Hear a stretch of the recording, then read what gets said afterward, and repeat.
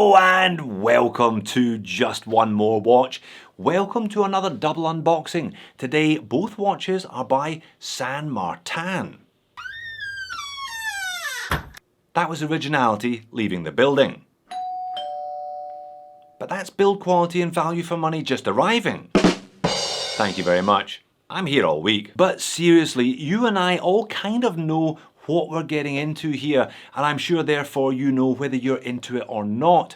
San Martin make amazing watches for the price they're charging, but they still struggle to get original designs right. Their best and their most popular models therefore are all homages, all watches that borrow their designs wholesale from other, bigger, usually Swiss brands. And indeed, today these two GMTs owe their handsome good looks to Rolex and Tudor respectively. Now you saw the pop-up. This video is sponsored by the San Martin official store on AliExpress, one would assume therefore by the brand indirectly. They sent me these watches for free, I do not have to send them back. There's actually a pretty decent sale on these at the moment. The regular price on each is around $350 US. During the sale that comes down quite a bit, closer to $300 in the case of the BB Pro lookalike. There's some pretty good discounts on all San Martins at the moment, so now might be a good time to buy if you have been saving your pennies. I will of course leave links to both in the description of the video. Let's flip the camera and peel off some stickers. Brace yourselves, GMTs are coming. I've talked about this before, I'm not the only one talking about it. They seem to be everywhere at the moment and getting increasingly common. I think there's a kind of two-way push. There's a push down from the top end, the kind of luxury end, Rolex, Tudor, etc. releasing super hot GMT models. I think there's also a push up from the bottom. Seiko and Miyota both having released new four-hand movements. Here today, two new San Martins, both featuring GMT complications, both I think more owing their existence to the top end pushing down. I'm going to start with this one because I believe this is the Rolex Coke vintage style looky likey. Let's get this top off. I think they've changed these from green to black tubes, not that it makes a huge difference. Yeah, it's the one I thought it was. Let's peel off some stickers. Yeah, I really like the look of both of these watches, particularly this one, because they have gone all in on the Fotina, haven't they not? This is supposed to look like a GMT from the 1960s that has been in existence for the last 60 years and has developed that lovely kind of creamy yellow Fotina colour. Of course, this came out of a factory in China a couple of weeks ago, but hey, they've done a reasonable job of getting the look right, have they not? Okay, let's size up this Jubilee style bracelet. For me, get it set to the right time and come back in a second. Alright, I'm back. That didn't even take a second, did it? And I also have had the calipers out to this one in the interim. I measure it at 40mm in diameter across the case, but 41mm in diameter across the bezel. So I'm going to call this one today as a 41 diameter watch. That's certainly how it looks and feels on wrist. It's got plenty of presence, this one. 13.2mm thick with a 48.5mm lug tip to lug tip. And as you can see here, pretty flat case, again that kind of vintage style unguarded crown there, also 200 meters of water resistance, 20mm lug width, plenty of taper on this Jubilee style, down to 16, back up to 18.5 at the clasp, sized up for me, 7-inch wrist, 141 grams.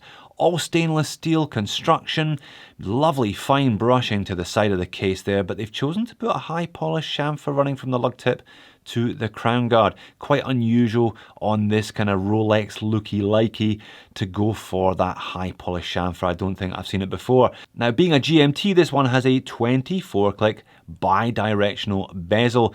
Everything lines up on this particular model nicely, meaning you can track a second time zone and you can switch between time zones using the bezel if you happen to be traveling. So let's talk about the movement. It is a Hangzhou 6460, which is a Chinese-made clone of the ETA 2893-2. So that means you pull the crown out to the first position. There would normally be a date rolling forward. There's no date, so nothing happens. But if you roll backwards, the GMT hand moves in 1 hour increments, according to the GMT bezel anyway. So this is a collar GMT. It is not a true GMT. You're not going to get a true GMT unless you opt for one of the new Miyota 9075s. Perhaps, as I said, we will see San Martin and other brands using that movement in the future. This is my watch now. They sent it to me. As I said, I don't have to send it back, so I'm going to crack that case back so we can all have a look at the Hangzhou. And there it is. It looks for all the world like an ETA or a Sellita because, as I said, it is a clone of the ETA, just as the Sellita is. No dust, no muck, it all looks very neat and tidy, and it's good to see a metal movement holder being used. And the bracelet's a good one. I do like this style. You always get a little bit of extra comfort because of the flex that you get from those 5 links. The clasp isn't particularly Rolex style, but again, I think that's okay. You've seen these before on other San Martins, I'm sure. It's got that embedded separate piece of metal, the hexagon logo, 4 holes of micro adjust, high polished edge, double pushers, milled upper and milled lower. Dial and hands. Well, they've gone all in on the Fotina look, have they not? This is what they're trying to achieve. This on the left is a Rolex 1675 reference from the mid-1960s with natural patina. On the right is the San Martin trying to look like it's from the mid-1960s, even though, as I said, it is much, much more recent than that. So we have a printed dial just like the roller with the triangle at 12, batons at 3, 6 and 9, circular indices everywhere else, and they've gone for gold hands with this one and a gilt printed minute track around the outer edges of the dial. To be honest, the top half of this bicoloured bezel is so dark it looks like a Coke rather than a Pepsi. The macro lens shows it as blue. In most light conditions, to the natural eye, it looks black, frankly. It looks like a Coke bezel. As I said, they have gone all in with the Fotina. Now, perhaps you spotted the Rolex had an aluminium insert. This one is sapphire. So maybe then it's not a one-for-one look they're going for. They're just trying to make it look old, and they reason that a sapphire bezel insert makes it look like Bakelite, which makes it look old. Similarly, the box dome sapphire crystal covering the dial looks like acrylic, again, to try and make it look old. I like it. I'm a sucker for Fotina, but then you would have to be a sucker for Fotina to go for one of these. Now clearly, given the colour of the dial, the hands and the indices, they have used a C3 old radium style lume on this one. You get that deep green glow. Plenty of it though, and I do like how a sapphire bezel insert glows all the way around, initially at least. When I turn the speed up on this one, yeah, the lume is still pretty good here, even towards the end of the 20 minutes. The bezel insert has faded first, but there's still a good read available from the dial and the hands. On wrist, this one definitely wears more like a 41 than a 40. As I said, the case is 40, but the bezel is 41, and it looks and feels like a slightly larger watch than a 40. Yeah, nice clasp, doesn't necessarily match stylistically to the head of the watch, but it's probably going to serve you better long term than any attempt to replicate the look of a vintage Rolex clasp. Alright, I know I've just taken it out of the box, but I'm going to do a mini moans and niggles section nonetheless. The bezel isn't hugely grippy. It's fairly slim and it is high polished. It's not a massive problem and you're less likely to bash it by accident, but yeah, not massively grippy. And as I said, the Fotina is full on. There is a white dial version of this. Perhaps that doesn't look quite as achingly faux, if you know what I mean. I like it, but I'm sure that it will be a bit much for some people. Okay, tube number 2. This one should be the Tudor look-alike GMT, and there it is.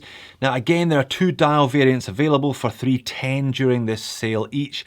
A creamy white one and this one black. Looks like they got a job lot, a bulk purchase on Fotina, didn't they?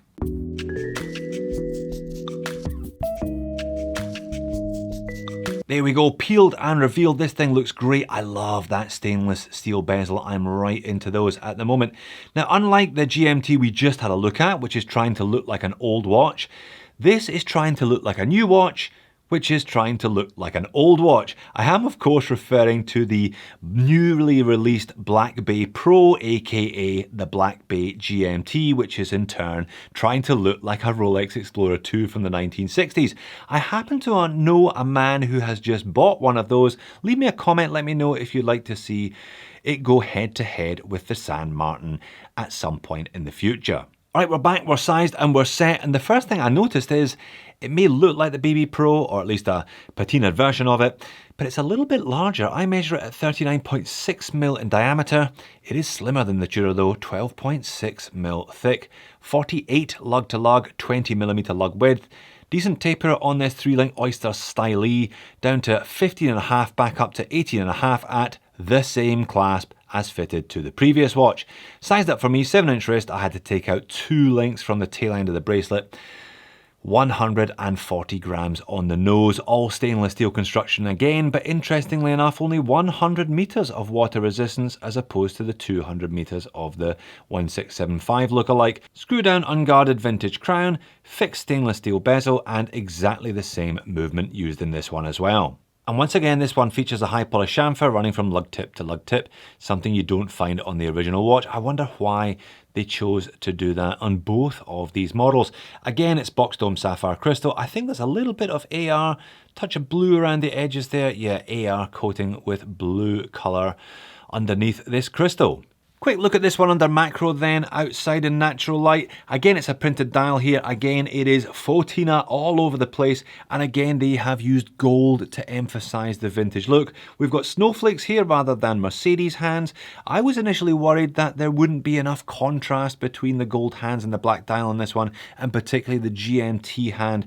There is, however, plenty of contrast, more than you see in the photos of it on the listing. Once again, it's the new hexagonal San Martin logo they've printed underneath that triangle at 12.